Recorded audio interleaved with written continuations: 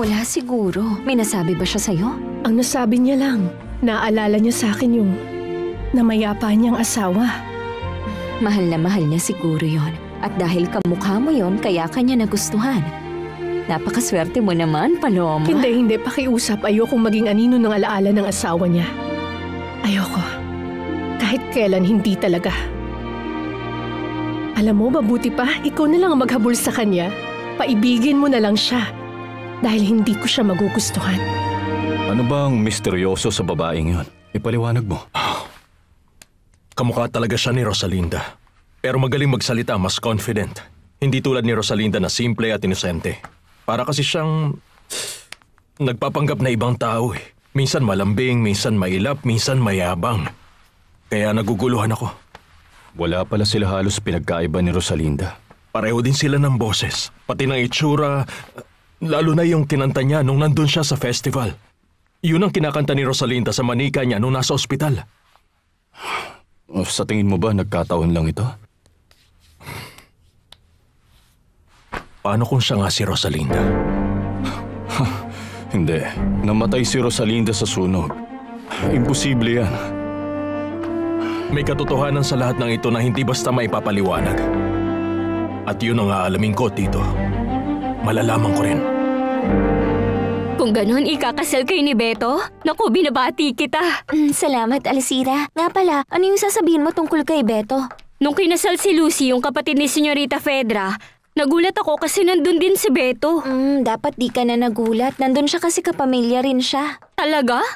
Ay, hindi ko maintindihan ang sinasabi mo. Nito lang, nalaman ko na magpinsan si Beto at si Senyora Rosalinda. Yung asawa ni Senyorito Fernando Jose. Ay naku, Abril. Siguradong lagot kapag nalaman niya ni Senyora Valeria. Galit pa naman siya sa mga taong yun. Alam na nga niya, Alcira. Ayos lang sa kanyang ikasal ka. Sa totoo lang, tutol siya sa kasal namin. Sinisiraan niya sa akin si Beto. Halatang ayaw niya.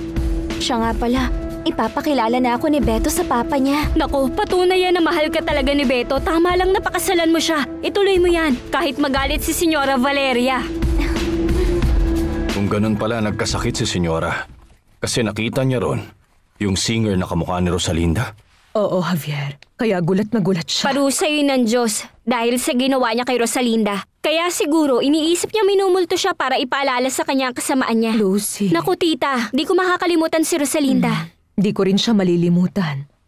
Talaga bang magkamukha sila nun? Di niyo nakita sa dyaryo? Pinakita nila sa akin. Nasaan na ba yun tita? Nawala dahil abala kami sa kasal mo. Alam mo, gusto kong makita sa personal ang babaeng yon. Gusto ko talagang makilala si Paloma. Kailan kami pwedeng lumipat? Basta nagkasundo tayo, pwede na kayong lumipat. Ano ba ang masasabi mo sa upa? Ayos na ako sa presyo. Anong masasabi mo sa lugar, Angustias? Ay, Paloma, hindi ko alam ang sasabihin ko sa'yo. Hindi kasi ako sanay sa ganitong mga bagay. Napakaganda nitong lugar, Paloma. Maganda ba ang bentahan sa lugar na ito? Hindi na dapat tinatanong yan. Yung pagtitinda ng bulaklak, magandang negosyo. Para sa akin, ang ganda nito, Paloma. Oo, ako nga rin eh. Pero ano bang masasabi mo, Angustias? Basta ikaw na ang bahala, Paloma. Sige, ako nang bahala. Wala na akong sasabihin pa. Kukunin na namin tong pwesto. Tuloy po kayo, senyor.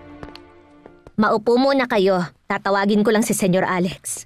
Salamat. Gusto raw kayong makausap ni Senyor Fernando Jose Altamirano, yung pianista.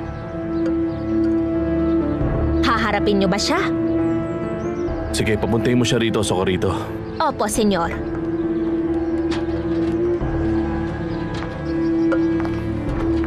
Kumusta? Nandito ka ba para malaman mo ang sagot ko sa alok mo? Hindi.